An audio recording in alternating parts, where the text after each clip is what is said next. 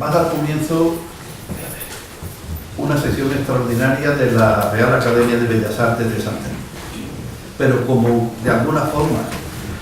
tiene la consideración de histórica, en cierto modo, permítanme la adjetivación, nos acompañan en la mesa el señor delegado del Gobierno de Andalucía, de la Junta de Andalucía, y la señora delegada de la Consejería de Cultura de la Junta de Andalucía. Ellos, por ser el primer acto de la Academia en el Museo de Málaga, en este Palacio de la Aduana y en este magnífico auditorio, nos quieren dirigir unas palabras. El señor delegado tiene la palabra. Muchas gracias. Buenas tardes a todos y a todas. Señor presidente de la Academia de San Telmo, delegada de Cultura de la Junta de Andalucía, académicos, amigos y amigas, como decía, buenas tardes a todos y a todas y bienvenidos a esta su casa, el Palacio de la Aduana, que alberga, como saben, el Museo de Málaga. Para mí es un honor poder participar esta tarde en esta sesión y poder acompañarles y darles la bienvenida a las instalaciones de este museo. Además, como institución, desde la Junta de Andalucía, compartimos los objetivos que tiene la Academia y además los acogemos en la sección que desde la Junta de Andalucía tiene encomendada la competencia en materia de las distintas academias que hay en Andalucía. Objetivos que además están descritos en sus estatutos como el fomento, la creatividad artística, el estudio, difusión y promoción del arte y del patrimonio cultural. Y qué mejor que en este museo corresponder con todos estos objetivos. La Academia, lo sabe su presidente, ustedes mejor, fue creada en 1849 con la misión, como otras academias de España, de informar de cualquier obra, diseño mobiliario urbano que se decidiera hacer en la ciudad, y también con la encomienda de crear la Escuela y el Museo de Bellas Artes. Esta misión, en concreto, la de la creación del museo, se consideró cumplida cuando en 1916 la institución abría sus puertas al público en una vivienda de alquiler en la calle Pedro de Toledo, para pasar pocos años después a compartir la propia sede de la Academia en la Plaza de la Constitución.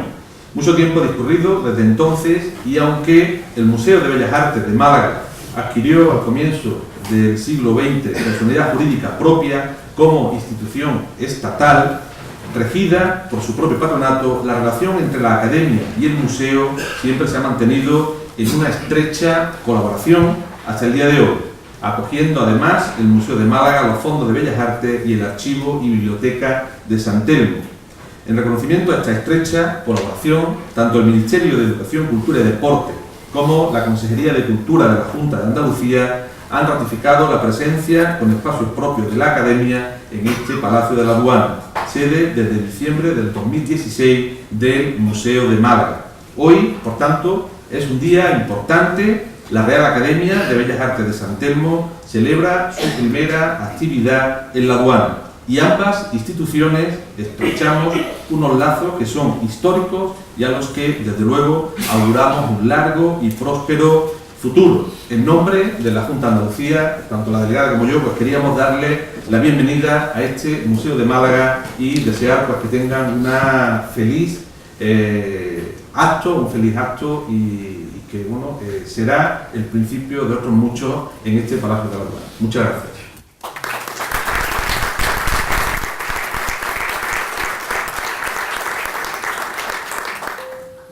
La señora delegada de la Consejería de Cultura de la Junta de Andalucía tiene la palabra. Muy buenas tardes a todos y a todas.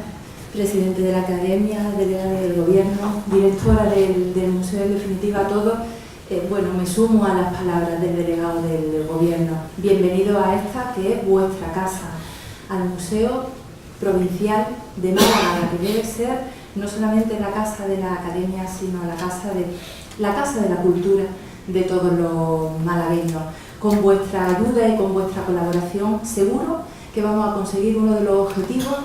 que persigue este museo, que es llegar a todos y a todas los malagueños y malagueñas, a todos los barrios, a todos los pueblos, a todos los rincones, y que a través de este museo y a través de todas las entidades que colaboran en él, mostrar lo que ha sido la historia, nuestra historia, de arqueología y de bellas artes.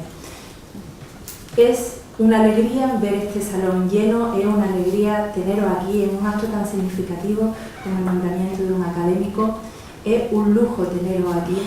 y que sea este precisamente el primer acto. Simplemente desearos que nuestra andadura se vuelva a recorrer juntos. La Academia supuso mucho para la historia de este museo, prácticamente en un pasado lo supuso casi todo. No miremos al pasado sino al futuro, incluso pretendamos mejorarlo. Simplemente que este sea el primer acto de todos los actos que tenga la Academia. Muchísimas gracias y buenas tardes.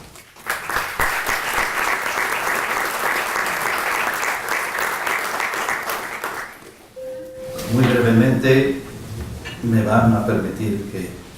les conteste, primero para mostrar mi agradecimiento en la representación que ostento de una de las instituciones más antiguas de Málaga, si miramos desde una perspectiva estrictamente cultural, la más antigua, porque la Sociedad Económica de Amigos del País es anterior, pero su objetivo era mucho más amplio, era de una regeneración social, entre otras, a través de la cultura, de la economía, de la ciencia, etc.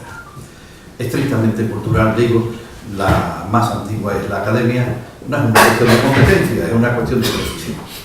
1849, con lo cual, el año que viene cumpliremos 170 años y habrá que celebrarlo. Y habrá que celebrarlo con la ayuda y la compañía de todos ustedes y de otras muchas más personas, Como ha dicho la señora delegada, hay que hacer muchas cosas y vamos a hacer muchas cosas.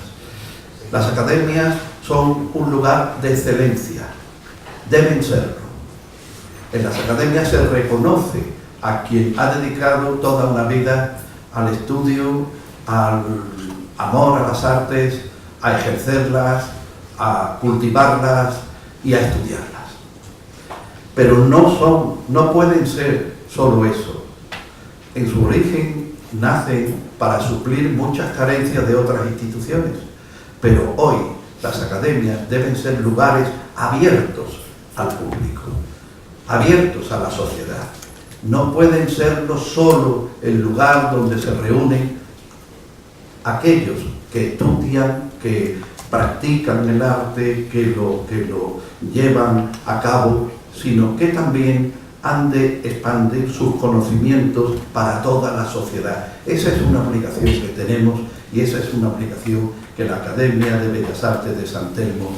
la hace y cada día intenta hacerla de manera más abierta. En un Estado moderno, las cuestiones administrativas son verdaderamente lentas, porque los estados son muy complejos y ofrecen muchas cosas a los ciudadanos. En las sociedades complejas a veces se hacen desesperantes las esperas, pero siempre hay detrás de las instituciones personas, o debe haberlas, en este caso hemos tenido la suerte de que las ha habido y de que las hay. Hay personas que ayudan a que esas necesarias muchas veces, pero lentitudes burocráticas se acorten. Nosotros no estaríamos aquí si no es por la ayuda del señor delegado, de la señora delegada de la Consejería de Cultura y de la directora de este museo, que además es académica.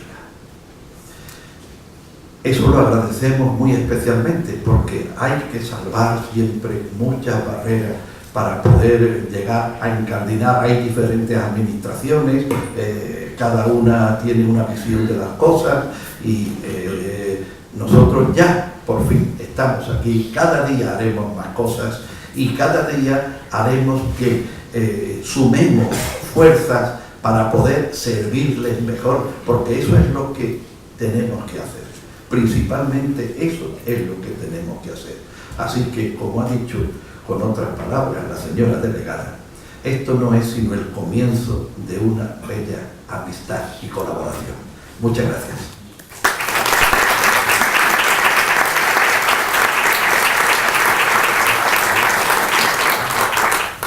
Vamos a dar comienzo a lo que es propiamente el acto académico de la toma de posesión de un nuevo académico, el profesor Torelli, académico correspondiente en Perugia, Italia. La señora secretaria tiene la palabra para dar lectura al particular del acta en el que se reflejó la elección del profesor Torelli.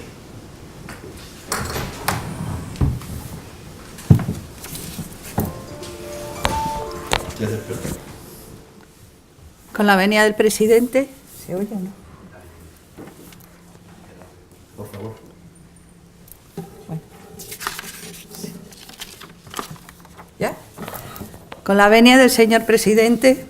Marion Redergado, secretaria de la Real Academia de Bellas Artes de San Telmo de Málaga, certifico que en el libro de actas de esta Real Academia consta que en la ciudad de Málaga, a las 19 horas del jueves día 26 de enero de 2017, en el Salón de Juntas de la Real Hermandad del Sepulcro, se reúne en Junta General Ordinaria, presidida por su titular, don José Manuel Cabra de Luna, en la que se trató en el punto 5 del orden del día lo siguiente: lectura de propuesta de nombramiento de don Mario Torelli como académico correspondiente en Perugia, Italia, de esta Real Academia de Bellas Artes en San Telmo. El presidente da lectura a la propuesta firmada por los académicos don Pedro Rodríguez Oliva, doña Rosario Camacho Martínez y doña Marion Redergado. Efectuada la votación por los señores, señoras académicos, académicas, se aprueba por unanimidad. De todo lo cual doy fe en la ciudad de Málaga a 31 de mayo de 2018. Muchas gracias. El señor don Pedro Rodríguez Oliva puede acudir a recibir al nuevo académico como firmante del escrito que le proponía para académico correspondiente por sí y en representación de las otras dos académicas firmantes antes aludidas por la señora secretaria. Puede recibirse.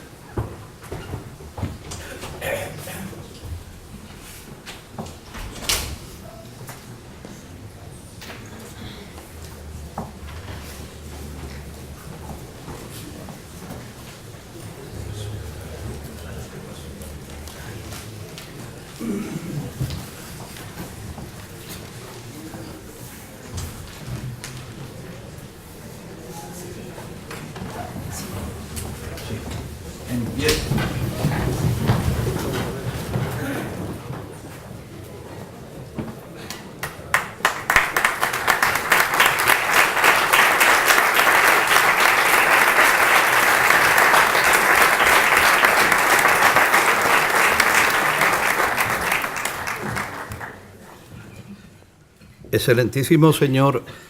don Mario Torelli,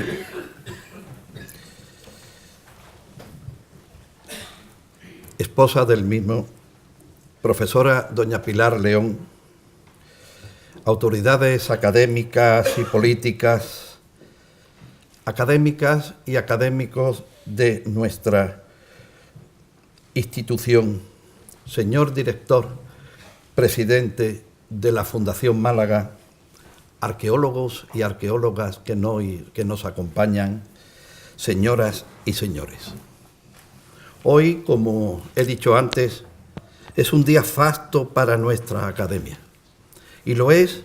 por variadas y muy poderosas razones, a saber, porque recibimos en nuestro seno al profesor Torelli. No hay título más noble ni hermoso que el de profesor. Porque es el primer acto público de nuestra corporación en este Museo de Málaga, en este Palacio de la Aduana en el que se está instalando nuestra casa, nuestra morada académica. Y también es un día feliz porque el tema que para su discurso de toma de posesión ha elegido el profesor versa precisamente sobre un eminente conjunto arqueológico de la sección correspondiente de este museo, la tumba del guerrero. La conjunción de todo ello se constituye como una bella metáfora de cuál ha comenzado a ser y debe serlo en el futuro la colaboración entre nuestra academia y el Museo de Málaga. Es este un buen comienzo. Las academias, además de lugares de excelencia, lo que queda en este momento evidenciado con el ingreso de nuestro querido profesor, ha de ser espacio de transmisión de conocimiento, y qué mejor que recibir las enseñanzas del profesor Torelli hablándonos precisamente de la tumba del guerrero, para que ello se vea plenamente cumplido. Y es que esa es también hoy la labor de las academias. Han de abrirse a la sociedad, a fin de que ésta pueda acceder a los saberes mayores que los académicos han ido acumulando con su estudio, su esfuerzo y su incansable dedicación y trabajo. No me corresponde a mí glosar los innumerables méritos del profesor Torelli y su egregia figura como arqueólogo internacionalmente reconocido, pero sí que me cumple en nombre de la Academia, y lo hago con sumo gusto, felicitarnos y enorgullecernos por contar entre nuestros miembros al nuevo académico. Corresponderá al también profesor y académico numerario don Pedro Rodríguez Oliva hacer la laudatio del recipiendario, lo que de seguro hará con el rigor y la profundidad que le son propias. Antes de concluir, quiero evocar el adagio latino que afirma verba volent, scripta manent. Las palabras vuelan y lo escrito permanece. Para que las doctas palabras del profesor Torelli no se pierdan en el aire de esta tarde de mayo y queden fijadas en el papel para nuestro recreo futuro, hemos contado con la generosidad proverbial de la Fundación Málaga, que ha hecho posible la publicación del discurso del nuevo académico. Muchas gracias, presidente de la Fundación, una vez más. Ahora le ruego al profesor suba al estrado para imponerle los símbolos correspondientes.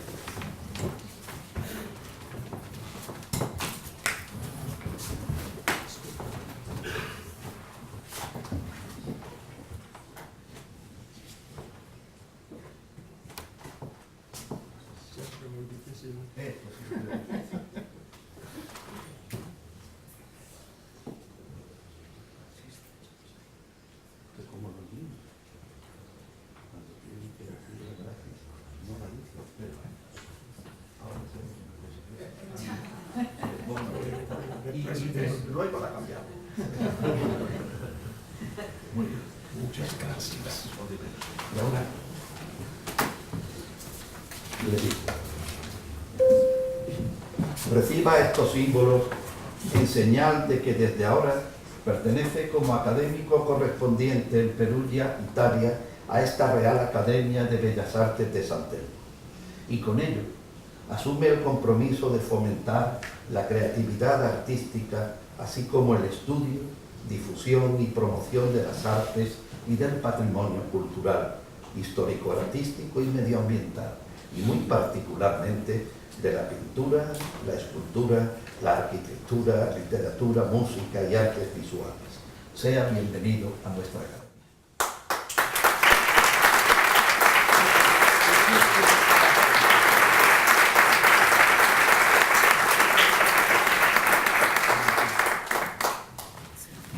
Excelentísimo señor presidente, señores y señoras académicos, autoridades, señoras y señores. Estoy especialmente conmovido por el alto honor que me ha concedido esta Real Academia de Bellas Artes de San Telmo, nominándome como académico, y agradezco a mis consocios por su halagador reconocimiento por mi actividad durante más de 50 años como arqueólogo y docente universitario. Espero ofrecer tanto a mis consocios como a los ciudadanos de Málaga aquí presentes mis reflexiones sobre un contexto arqueológico de extraordinario interés, el cual he tenido la oportunidad de ver y examinar detenidamente en ocasión de una visita que realicé recientemente al Museo Arqueológico de Málaga. Esta visita tuvo lugar antes de la inauguración oficial del museo, gracias a la enorme cortesía del director, a quien se lo vuelvo a agradecer, así como agradezco a mis colegas especialistas del mundo clásico de la Universidad de Málaga por haberme invitado a impartir un seminario en la universidad y haberme dado la oportunidad de venir de visitar el museo, visita que provocó las reflexiones que voy a presentar aquí. El contexto arqueológico en cuestión es un golpe de efecto casi extraordinario que asalta el visitante del museo al término de una exposición de gran eficacia y de elegancia particular, realizada en el contexto de la nueva adecuación de las colecciones. Me refiero a la reconstrucción de la escala real de la gran tumba de fosa revestida de bloques que ha sido bautizada de manera eficaz como tumba del guerrero. Aunque estoy seguro de que todos los asistentes tienen en mente esta tumba excepcional, cuya monumentalidad y sucesión evocadora, muy bien puestos en valor por la exposición, habrán tenido ocasión de admirar, recordaré aquí brevemente mis rasgos más destacados. Empecemos por el lugar del hallazgo. Como se aprecia en el plano de distribución de las sepulturas arcaicas de Málaga, las necrópolis se sitúan alrededor del área del asentamiento primitivo. La principal, número 3 y 4 en el plano, es la necrópolis de Gibel Alfaro, seguida por la calle Beatas, número 5, y la de la calle Andrés Pérez 6, y de la Trinidad 7 y 8. La tumba del guerrero, como sucede también con la tumba aislada de la calle Zambrana, se encuentra, número 9, se encuentra en una posición, si no descentrada, cuanto menos marginal respecto a los núcleos de tumbas normales, por así llamarlas. La tipología de la tumba, la caja monumental realizada con bloques muy regulares de 0,96 de longitud y de cerca 0,10 metros de anchura, es totalmente excepcional en el panorama de las necrópolis malacitanas. En la primera edición de la tumba se muestra otra tumba fosa, número 21, de la necrópolis del Jardín, construida con bloques, pero menos elaborada, la del Guerrero, demostrando que esta tipología era conocida a nivel local, pero raramente utilizada. La caja rectangular, perfectamente orientada sobre un eje este-oeste, estaba construida dentro una fosa excavada en el terreno y asentada sobre guijarros que pienso se debieron de recubrir también de la parte superior de la caja, probablemente cerrada con cubierta de madera. Las medidas internas de esta caja son 2,63 por 1,26 metros. Por desgracia, no se han realizado análisis de los restos del defunto para determinar su edad o las causas eventuales de su muerte. El defunto debía tener una altura entre 1,70 metros y 1,80 metros. Pero pasemos al lugar. En el interior de la tumba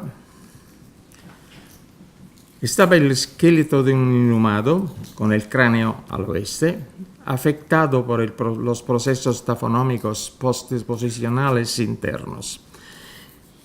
Casi en el ángulo sureste de la caja,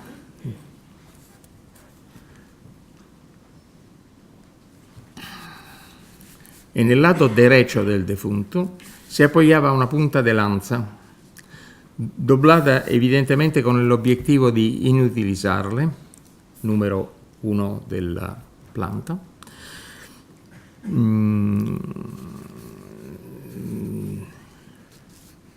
Mentre al lado del cráneo había pocos fragmentos de marfil en mal estado de conservación que fueron considerados parte de un pequeño contenedor. Junto al lado izquierdo del cráneo había una pratera de plata, probablemente de producción local o al menos fenicia, umbilicada en forma de roseta, número 2 del plano.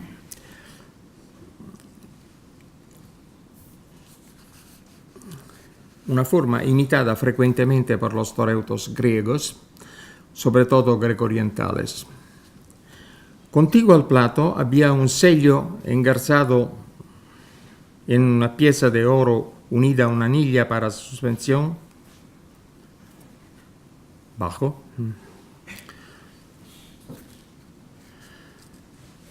Possibilmente de plata. El sello consiste en un escarabeo de cornalina, descrito por los editores de la tumba en el siguiente modo. La incisión muestra un grabado con una representación de la diosa Sekhmet en posición sedente, coronada con ureus y sostenido en una de sus manos la imagen del ojo de Horus. Sobre ella el signo del cielo y junto a la figura de la diosa un cartucho con una inscripción jeroglífica. En el lado izquierdo del cuerpo, a la altura del brazo,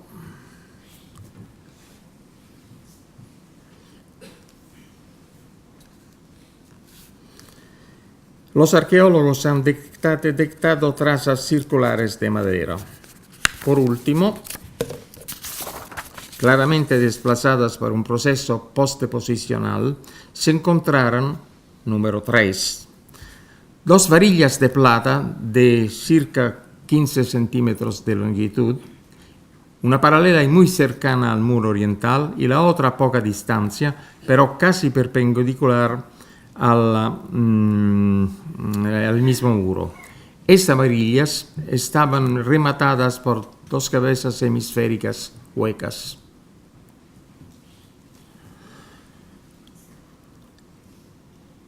En la primera edición no se ofrecía ninguna propuesta interpretativa, pero se podía vislumbrar el funcionamiento desde el momento en que las comparaba con las varillas para enrollar papiros. Con toda la precaución que requiere el caso, creo que esas varillas pueden ser interpretadas como una armadura metálica destinada a la sujeción de un cardiofílax de cuero o de tela, menos probablemente de lino, que se debía enrollar en torno a las varillas, cuyos remates eran suficientemente anchos para cubrir la plata de cuero. Como es normal en los cardiofílaques desde la protohistoria, la placa de cuero se sostenía firme mediante correas también de cuero. Como sucede frecuentemente, la coraza fue depositada a los pies del defunto, quizás en posición erguida, siguiendo un uso frecuente en todas las épocas. La gran función ideológica de la coraza cardiofílax queda muy bien representada en otra tumba del guerrero. La cerebérrima proveniente de Tarquinia, obra maestra de la cronología del pasaje del Villanoviano al Orientalizante, en el último tercio del siglo VIII a.C. En la tumba había depositados ni más ni menos que 2 cardiofílacas, uno de oro, depositado sobre el pecho en ocasión del solemne funeral, de forma rectangular y con los lados largos, cóncavos y los cortos convejos, y el otro básicamente en la misma forma, de bronce con los bordes replegados en orificios para las correas en los bordes superior e inferior. El cardiofílax, ya no rectangular sino a disco, era característico del armamento arcaico itálico, como puede verse en el célebre Guerrero de Capistrano, la estatua funeraria de un jefe sabelio de mediados del siglo VI a.C., o en la placa pintada del 530 y 520 a.C., proveniente de Seri, en el territorio de la antigua Caire, donde se representa un guerrero itálico, quizás como gladiador, como era habitual en las escenas de juegos fúnebres. Después del siglo V, el armamento itálico verá cómo se multiplicaron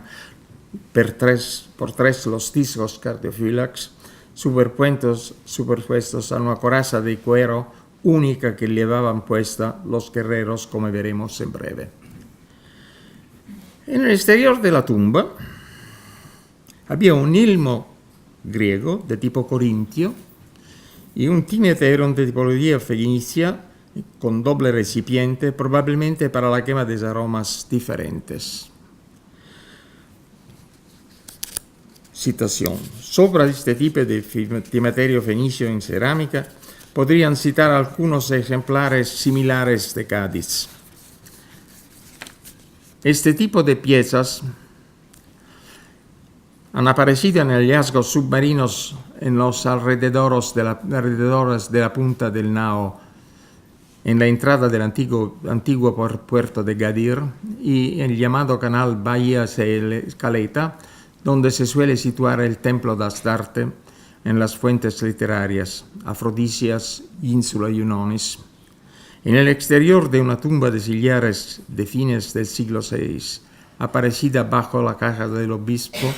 en el pleno centro de la ciudad histórica, se encontró uno de estos quemaperfumes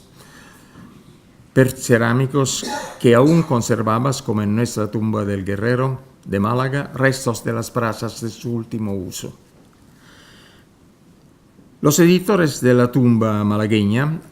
asumen que esos objetos fueron utilizados para celebrar los rituales destinados al alma del difunto, lo cual sin duda es cierto para el timeteron, pero es más difícil imaginar el uso que se puede dar al yelmo.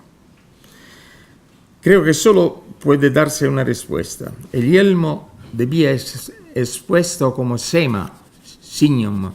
de la tumba durante la ceremonia de clausura, probablemente inserto en algún apoyo que lo hacía visible, y como tal debió ser enterrado al concluir de los ritos. Este énfasis en los valores militares no es habitual en cuanto se pretendía subrayar la aridez del difunto, y el yelmo la encarna muy bien en términos simbólicos.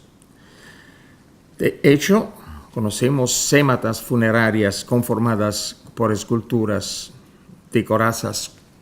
egentas y colocadas sobre tumbas, una tipología que parece evocar la de los trofeos. El yelmo, con incisión a buril mal refinadas, consistentes en una gran palmeta entre serpientes heráldicas sobre la defensa nasal y pájaros en el vuelo a los lados, tiene también un extraordinario valor para la cronología de la sepultura. Un dato que ningún otro objeto del ajuar puede aportar con la misma precisión. Se trata de un ejemplar particularmente refinado de yelmo de tipo corintio, perteneciente al Dritte-Stufe, al tercer nivel de la clasificación de los yelmos establecido por Hermann Pflug, que aunque habiendo sido presentado hace 30 años, todavía conserva toda su validez. En particular, el yelmo 35 del catálogo Pflug, proveniente de Eslovenia, presenta, si bien de una forma más esencial, los principales elementos decorativos similares al ejemplar de Málaga y nos ayuda a fijar la cronología del yelmo de la tumba del guerrero en el tercer cuarto del sexto siglo antes de Cristo. Para concluir con el inventario de los objetos del ajuar de la tumba, hay que señalar la ausencia tanto del escudo como de la espada. En la memoria de la excavación se mencionan hallazgos de numerosos fragmentos de lámina de bronce. Tantos, uno de los informes, como una foto publicada, figuran otros fragmentos de bronce sobre el borde de la caja, que podrían tratarse de partes de uno de esos instrumentos del armamento que no figura entre los recuperados. Quizás la vaina de la espada, así como es posible que la misma espada, sin duda de hierro, formara parte de los objetos que, junto al yelmo y al timaterium, estaban expuestos fuera de la tumba durante el ritual de la deposición. Esta circunstancia vendría a corroborar que los fragmentos de lámina de bronce depositadas sobre el borde de la caja podrían formar parte de la vaina de la espada que, a diferencia del yelmo, habría sido eventualmente destruida en la fase de relleno de la caja. Por lo que hemos visto hasta ahora, los dos datos arqueológicos fundamentales, es decir, la topografía y el ritual funerario,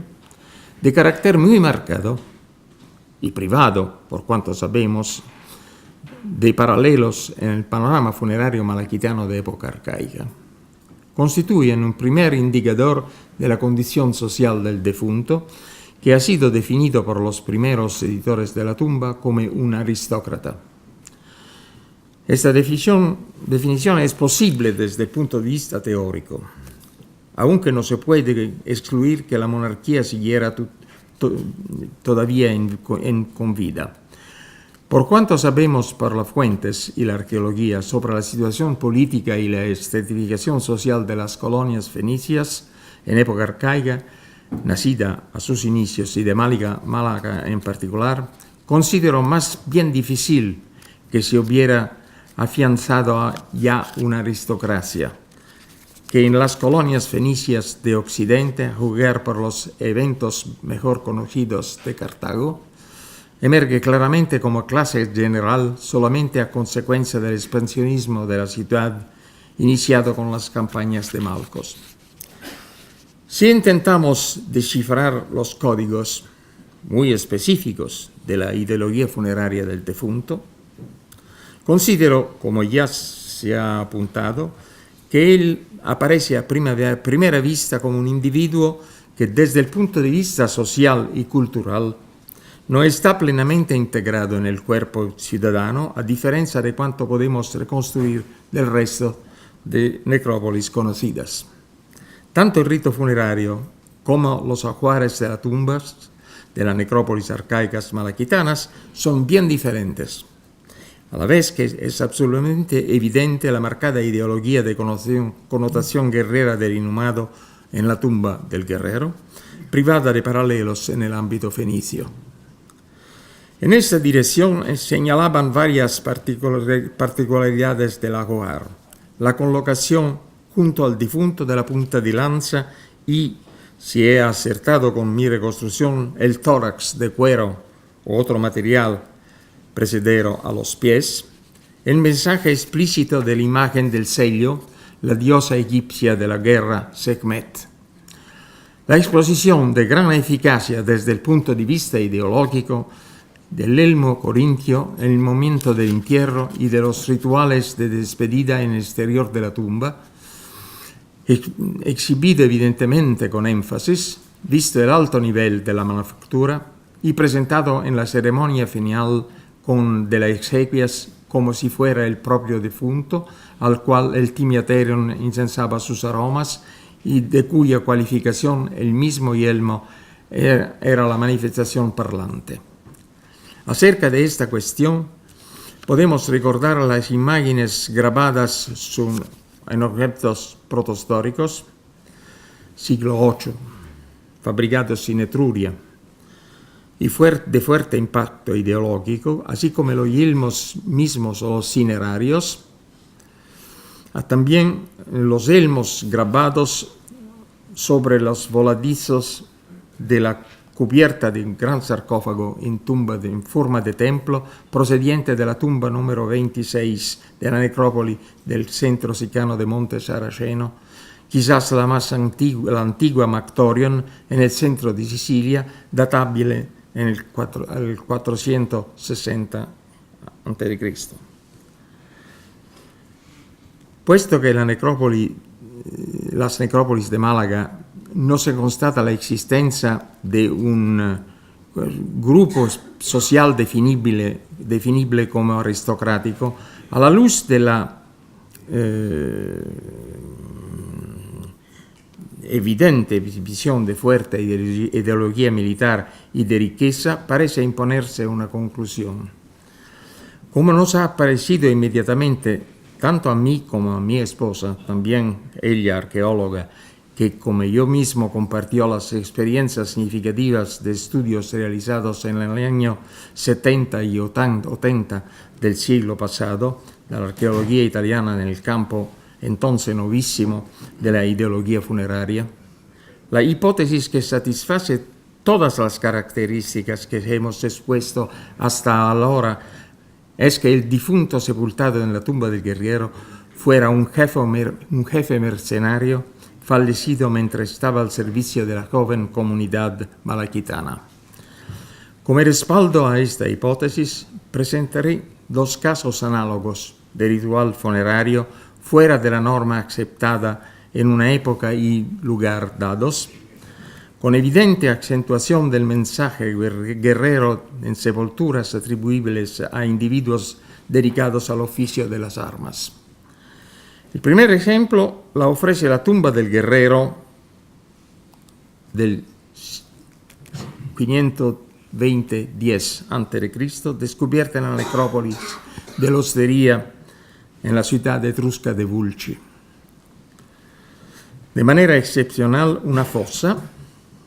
en vez de una tumba cámara,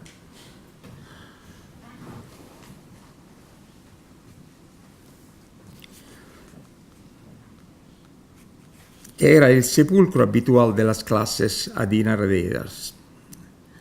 Pero el ajuar de la tumba es también excepcional,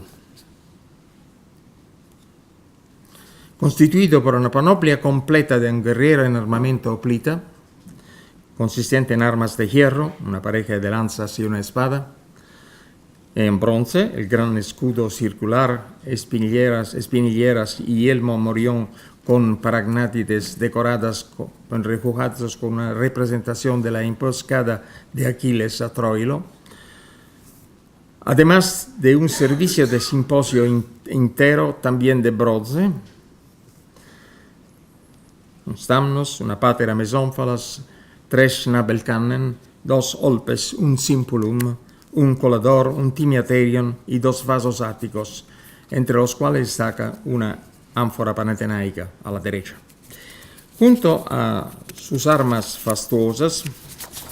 el nuestro exhibe aquello que la etiqueta de la época prescribía para todos personajes eminentes: servicio para simposio y una prestigiosa vajilla griega, una riqueza extraordinaria la del guerrero de Vulci, pero ninguna filiación gentilicia. No es difícil reconocer en él un miembro de aquellas sodalidades, verdaderos compañías de mercenarios avant lettre, bandas guerreras de libres y no libres, ligados por vínculos de fides y denominados generalmente dominadas por aristócratas que se enfrentaron entre el Lacio y Etruria durante todo el siglo VI a.C., hasta los primeros decenios de la República, conquistando ciudades y imponiendo a miembros propios como soberanos en los centros sometidos.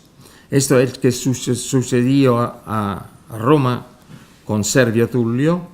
quien es subordinado en los jefes de la banda Aulus Helios Vivenna, precedentes de la misma Vulci de la tumba del guerrero y inmortalizada en los famosos frescos de la tumba François, se convirtió en el penúltimo rey de Roma, Servius Tullius. Otro caso muy revelador, comparable al de Málaga, lo ofrece la necrópolis de Posidonia,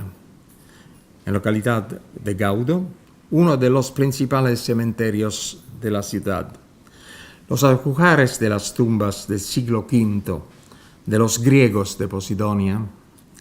anteriores a la conquista lucana de la ciudad en torno 400 a.C., se caracterizan por su total austeridad. Como norma general, solo una lequitos utilizada para unciones perfumadas tanto del difunto como de los participantes en el funeral. Hay una parcela de la vasta necrópolis donde está sepultado un numeroso grupo guerrero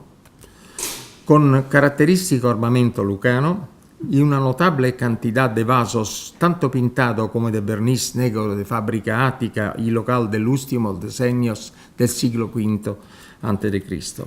Se conoce tan solo una sepultura femenina.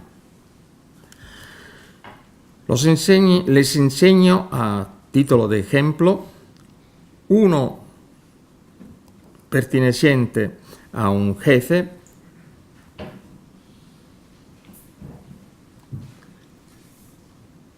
con ajuares de vasos lucanos y uno de un subordinado. Hay dos explicaciones posibles. O se trata de mercenarios lucanos, admitidos en la ciudad para velar por su defensa, o bien de las primeras generaciones de los conquistadores foráneos de la ciudad. No disponemos de fuentes sobre la conquista lucana de Posidonia, que podría haber caído debido a un motín de mercenarios como sucedería poco más de un siglo más tarde con Rhegion, convertida como muchas otras colonias de la Magna Grecia, en presa fácil de los mercenarios campanos que, con el nombre de mamertinos, habían ocupado la ciudad y que serían ajusticiados para los romanos acudidos en socorro de los habitantes de la ciudad. Como todos sabemos, este fue el casus belli aprovechado por Roma, que a partir de aquí sentará los pasos para la Primera Guerra Púnica. 100 años después de la tumba del guerrero de Málaga,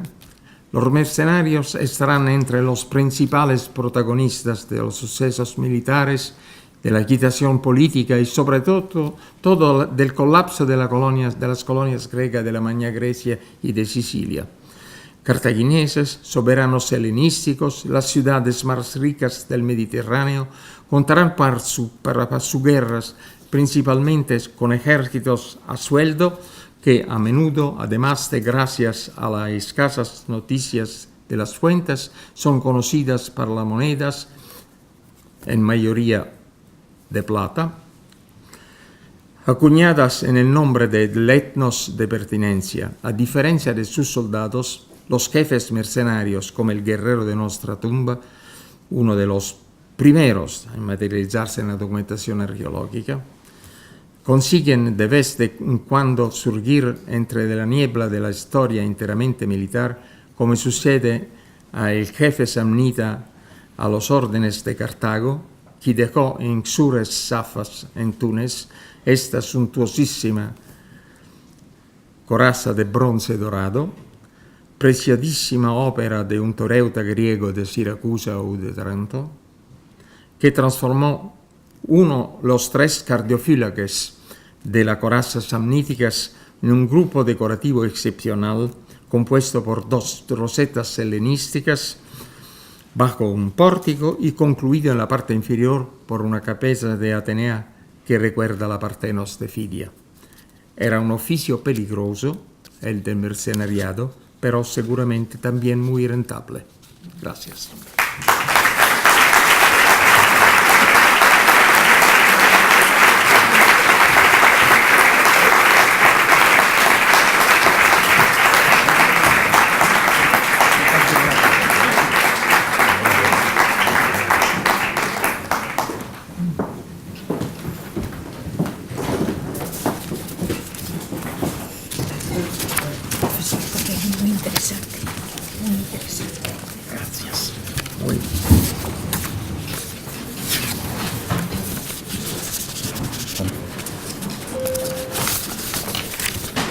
Tiene la palabra el profesor Pedro Rodríguez Oliva, académico numerario, para efectuar la contestación en nombre de la Academia, profesor Torelli, y su laudatio.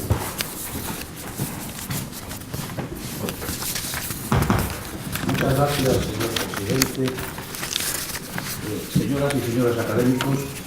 señora delegada de Cultura, autoridades, señor presidente de la Fundación Málaga, profesoresa Maseria, profesora Pilar León, que representa a la Real Academia de Historia en el acto de esta tarde, señoras, señores, como acabamos de oír en la lectura del acta correspondiente, la propuesta del excelentísimo señor don Mario Torelli, como académico correspondiente de nuestra Real Academia de Bellas Artes de San Telmo en la ciudad italiana de Perugia, que en la reunión ordinaria del 24 de noviembre de 2016 hicimos doña Rosario Camacho Martínez, doña Marion Rey Delgado y quien ahora hace uso de la palabra, fue aprobada por unanimidad al punto quinto del orden del día en el pleno de nuestra institución del 26 de enero de 2017. Señalábamos en nuestra propuesta que el profesor Mario Torelli, a quien nos honramos en recibir en este acto público, es un muy prestigioso catedrático de Arqueología e Historia del Arte griego y romano, que ejerció primero en la Universidad de Cagliari y desde 1975 hasta su jubilación en la de Perugia, y al que internacionalmente se le han reconocido el carácter innovador de sus estudios y la originalidad de sus fundamentales contribuciones a la arqueología clásica,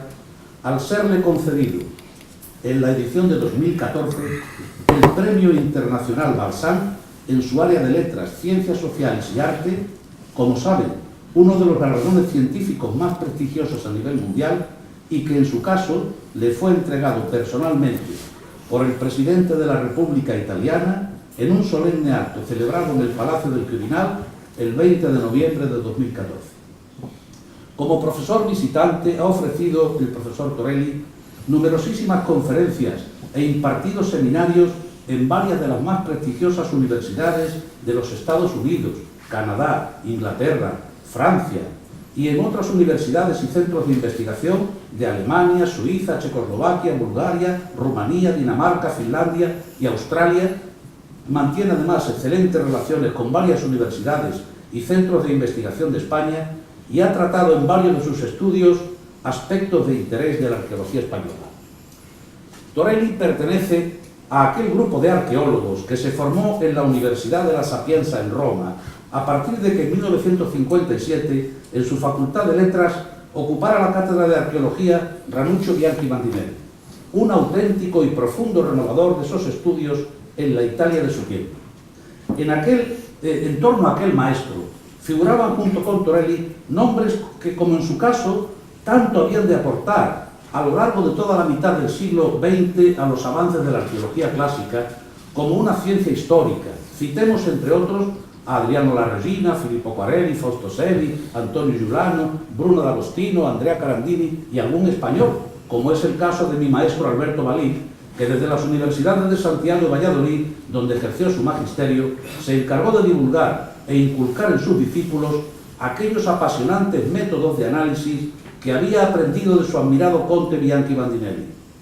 De la fecunda relación de Bianchi Bandinelli con Torelli, que tantos frutos científicos había de producir desde sus iniciales participaciones en los diálogos de arqueología, aún se benefician en nuestras aulas universitarias los estudiantes que entre otros tantos libros de todos los nombrados, utilizan la obra conjunta de Torelli y Bianchi Bandinelli sobre el arte de la antigüedad clásica, o los libros imprescindibles de nuestro nuevo académico sobre el urbanismo antiguo y su obra, súper conocida y súper traducida, sobre la historia de los etruscos.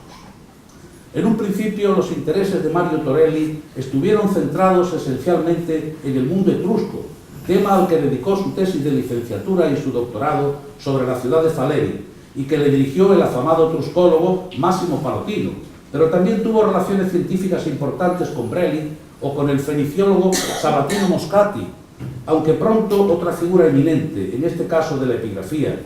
me estoy refiriendo a Attilio de Grassi, influyó fuertemente en el joven investigador, como se ve en un buen número de sus futuros trabajos de investigación que había de dedicar a asuntos epigráficos.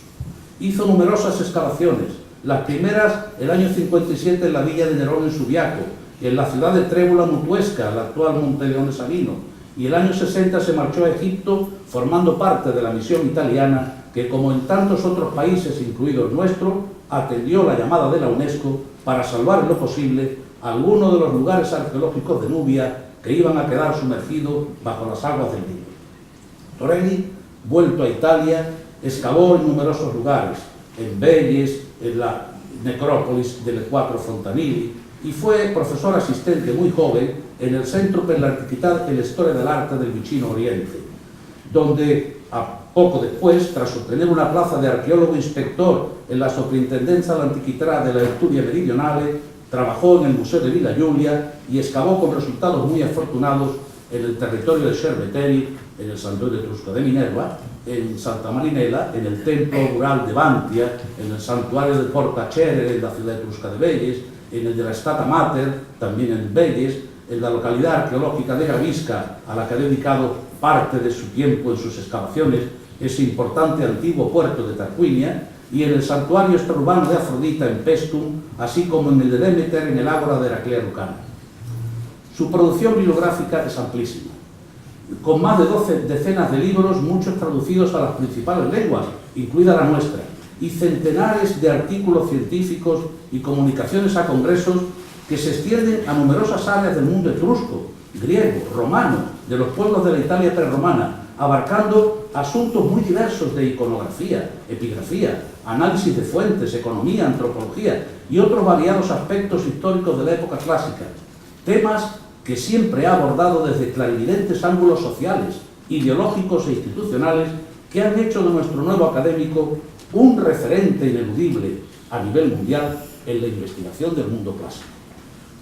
Su buen conocimiento de las instituciones y su dominio de las fuentes escritas le han permitido abordar con maestría estudios fundamentales sobre el mundo etrusco, sobre el relieve histórico romano, sobre los rituales religiosos, y tiene geniales interpretaciones de monumentos antiguos que sería muy largo nombrar aquí.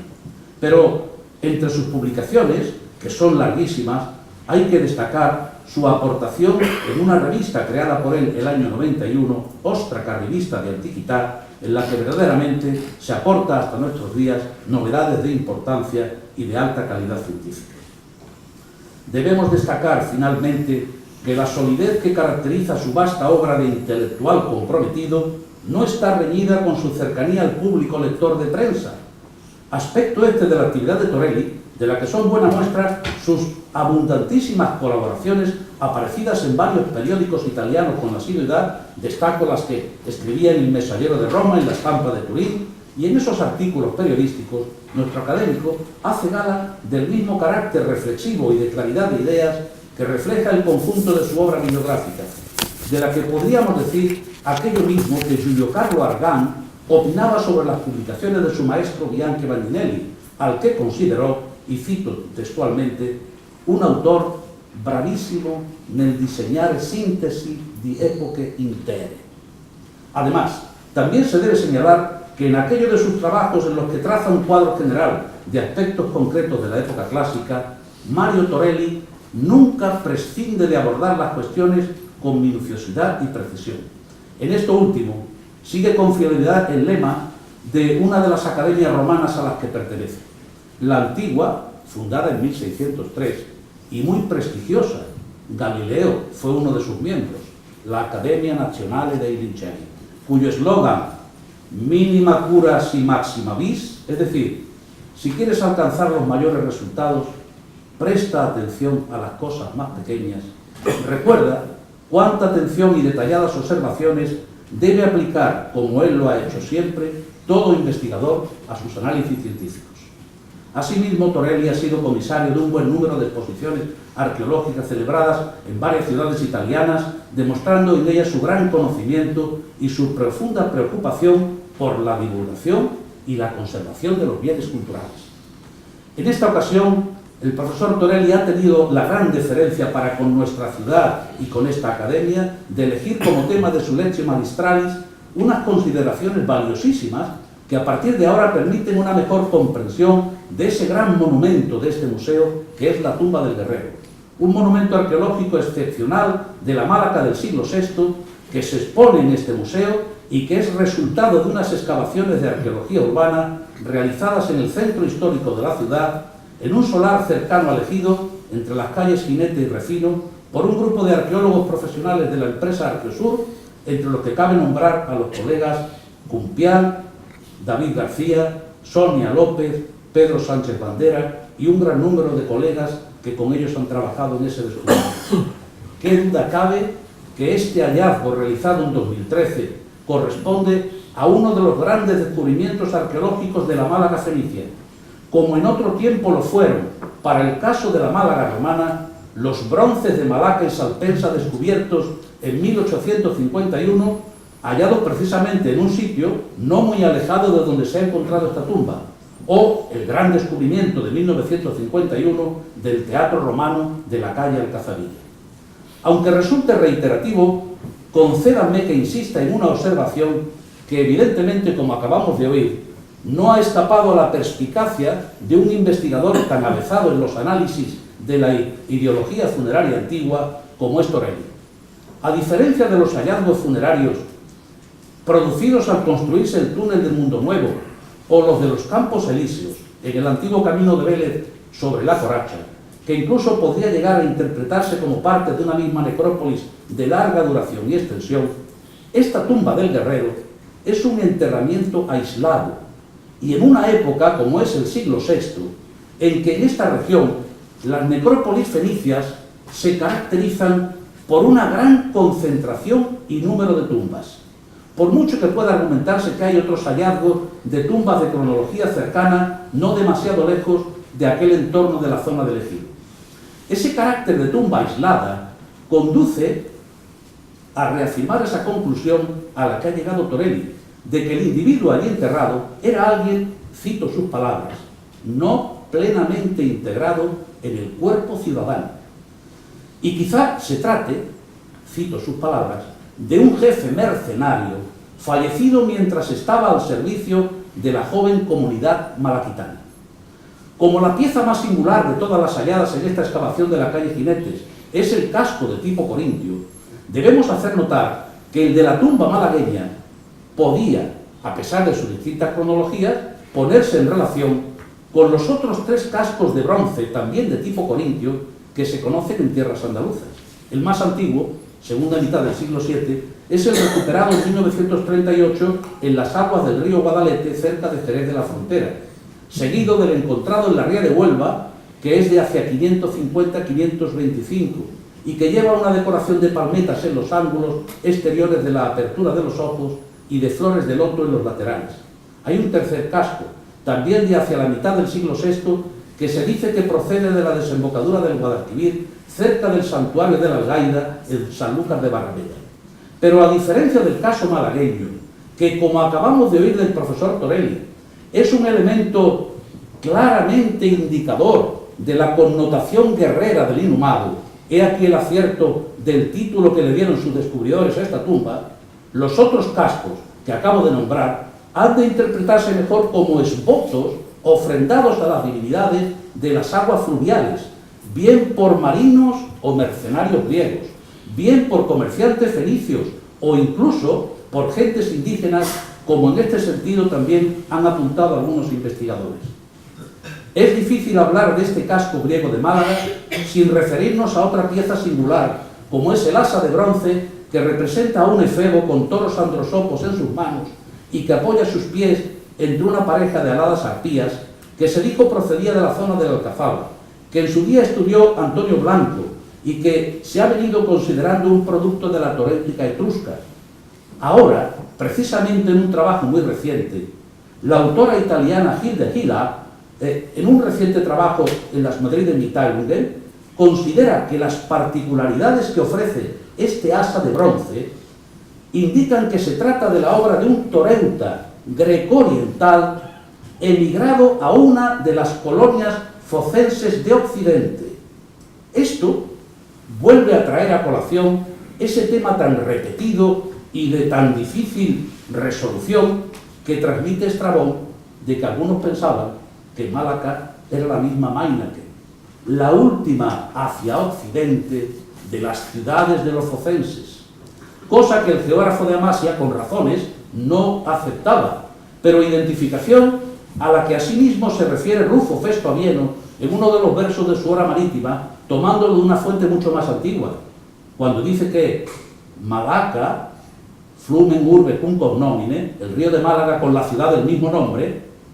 menaque priore vocata es saeculo, llamada siglos atrás Mainaque.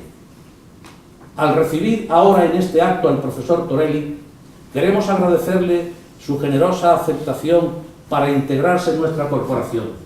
Mario Torelli suma este ingreso a su pertenencia a una larguísima serie de instituciones culturales, como la de miembro del Instituto Nazionale di Studi Etruschi e Italici, de correspondiente de la Academia Nazionale dei Licei, que antes he nombrado, de la Academia de las Ciencias de Turín, del Instituto Arqueológico Alemán de Berlín, de miembro honorario de la British School de Roma, del American Institute of Archaeology, es socio académico dei Sepolti de Volterra, académico de honor de la Academia Pietro Manucci de Perugia, académico de la Academia Europea, títulos honoríficos todos estos a los que hay que unir su condición de doctor honoris causa por las universidades de Tübingen y nuestra hermana Universidad de Jaén, y el haber recibido los premios Ombra de la Cera de Volterra, Canopo de Oro de Chiusi, Premio Cardarelli de Tarquinia, Premio Meligna de Perugia, Premio Pompeo Sarnelli de Bisceglie, Premio Teocle de Giardini Nasis y, lo que es más importante, ciudadano de honor, es decir, hijo predilecto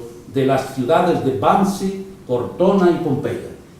Por sus enormes méritos académicos, el profesor Torelli es recibido hoy en esta institución y lo es también gracias a su generosidad y a su más que demostrada calidad humana, que mucho sobrepasa su alta talla científica. La Real Academia de Bellas Artes de San Telmo de Málaga se beneficia enormemente al unir ahora su nombre al de Mario Torelli. Gracias, profesores, y sed bienvenidos.